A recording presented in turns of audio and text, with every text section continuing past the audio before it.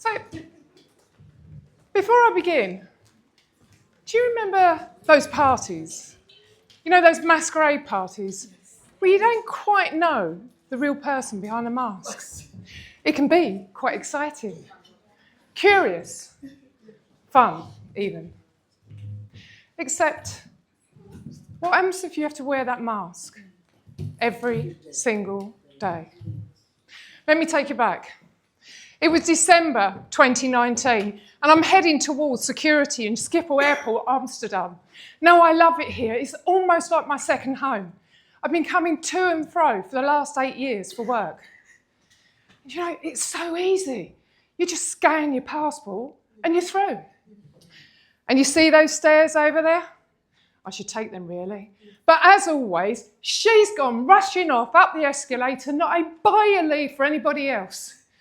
Looks like I'm taking them instead. Although, I have to say, my chest is burning and my throat is so dry. I know what that is. It was that bloody interview. I mean, why on earth I was being interviewed for a company I've been working for 23 years is beyond me. And do you know what's even crazier? It was me that helped to design the new organisation, which she's just interviewed me for. And I have to tell you, it did not go well. Oh, no. In fact, I really need to get off this escalator. I mean, why won't she move out of my way? Why is she staring at me like that with her big brown eyes and her bob framing her round face? And she has her arms crossed. Now, Joyce, she's a bit like Dawn French, you know, from The Vicar of Dibley. But unlike her smile rarely meets her eyes. And I don't want to hear what she's got to say.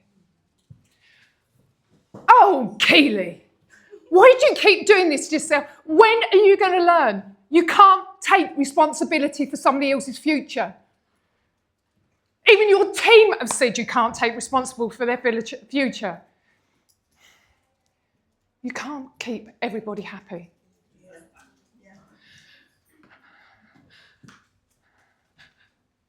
I know, Joyce, but every single time I do have to put another member of my team at risk for redundancy, I do feel responsible. I feel like I'm dying inside. I know, Keely, but there is only so much you can do. And do you know whose future you are responsible for? Your own. Yes. But it turns out that wasn't entirely true, because not a month later, I'm sat across from Joyce in HR on a Zoom call. Well then, Keely, it looks like you didn't take any heed of what we had to say, but it doesn't matter now, because I'm afraid you wasn't successful in your interview, and I'm afraid we're putting you at risk for redundancy. Just like that. And in that moment, my world came crashing down. And mentally and physically, I shut down. So maybe you have had that time where you've been wearing that brave mask. That brave mask that says, don't worry, I'm fine. That brave mask that says, nothing to see here. That brave mask that says, don't worry, I'll sort it all out. Now, the problem is I still had some life-changing decisions that I needed to make. But mentally, I wasn't in the right space to be able to do anything about it. I'd been signed off sick by HR. I wasn't even able to speak to my family or my friends. COVID had struck. I couldn't even speak to a therapist. So I had to find a way. I had to do it myself. And eventually I did start to reset. I started going out walking my dog every single day, my saviour. And I started doing things like gardening.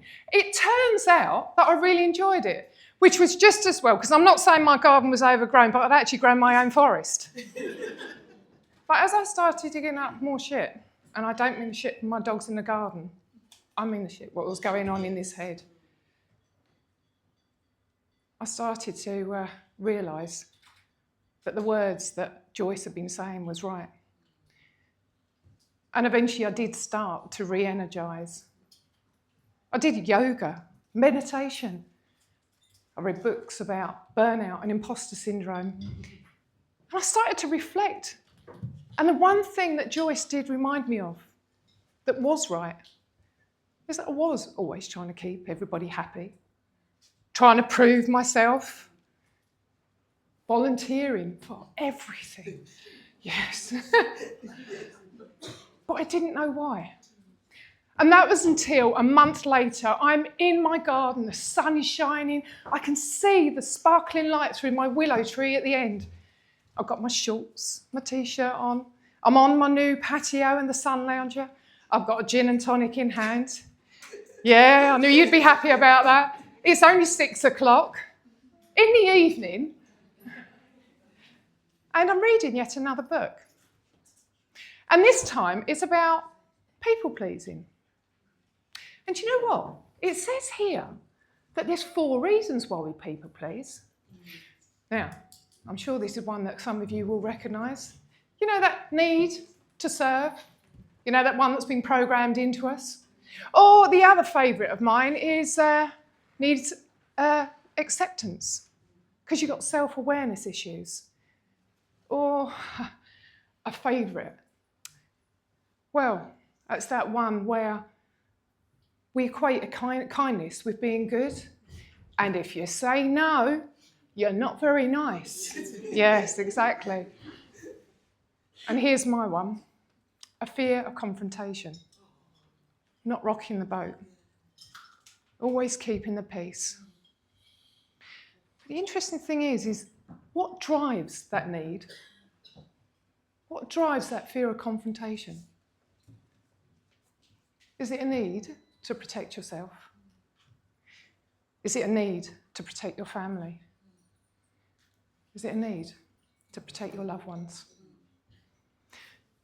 Now, I had to dig deep to discover what was driving my need to wear that mask of a people pleaser, because it was neither serving me or my family.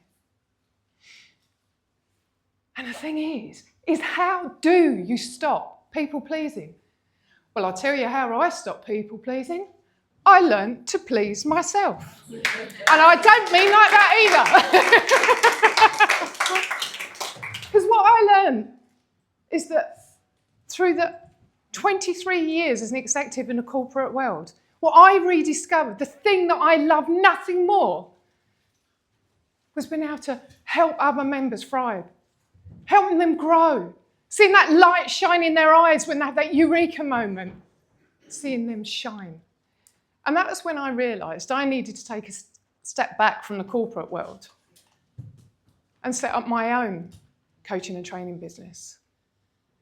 Isn't it wonderful? Isn't it truly wonderful when someone says something to you, or you read that line from a book, and you realise that you don't need to wear that mask anymore? Now, I would truly, truly love to say to you that I had people queuing down the street waiting to be my clients. Well, we know the reality of that one. And then I had my mum and dad saying, a coaching business? Are you sure you want to have a coaching business? You've got no other money coming into the home. And I've also had my wonderful friends going, what do you know about running a coaching business? But I knew I'd found my time. I knew what I'd rediscovered, and what I'd rediscovered is what I truly loved, and that was being able to help other amazing, incredible women to rediscover their dreams and their passion. And little by little, things did start to improve. And do you know the old saying?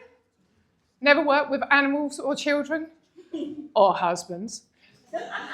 Well, I did start working with my husband, and I helped him to unblock something that was causing him anxiety, and I helped him to transform the way he was thinking. I then started doing 5-day challenges where I was helping my clients, and I was honing my craft and developing my program in the best possible way. And then a couple of months later, I'm sat in this little tiny cafe in the heart of Canterbury, and I can hear the chink, chink, chink on the side of the cup and that rich smell of Italian coffee. So clearly I wasn't in Starbucks. And there she is, sat across from me, with her sparkling blue eyes, her blonde, spiky blonde hair. I always said blonde, twice blonde. And she's got this beautiful cherub-like face, and she's smiling from ear to ear. Keely, you're never going to believe it. I finally done it. Me and my husband went out, out, and my team are performing even better. I'm sleeping so much better than I've ever been, and my business is booming. And you know what? I've learned that vulnerability is my superpower. And that was when I'd cracked it. I knew that I had finally cracked it because that was Sammy Omengalby, and she was the founder of her own company. And she was working 70 hours a week. She hadn't taken a holiday in over 2 years, and she definitely wasn't actually being vulnerable with her team. And where am I right now? Well, I get invited to international speaking engagements. My first was in Crom Castle, thank you, in front of the Earl of Crom, no less. And then I went on to Cancun, Mexico. And last year, I overcome one of my biggest challenges was to speak in front of an audience of over 1,500 people at the UK conference. Thank you. And if you'd have asked me to do that in 2020, I would have said you've been wasting your time. And now I'm teaching and training other amazing people to do the same thing. And then, a couple of years ago, I took the crazy decision to write a book dedicated to my brother that I'd lost the previous year. And I wrote it in 11 days by his birthday on his it was #1 bestseller. And I had to hand it to my mum, which was the best thing ever. And then by the end of the year, I became a #1 bestseller and also author of the year. And then last year, I wrote my second book, Speak with Impact, Transforming Presentation Fear into Charismatic Leadership. And all of that I've been able to do by helping my clients in the best possible way with my Freedom Transformation Formula, which I would love to be able to share with you, but we don't have time for that. So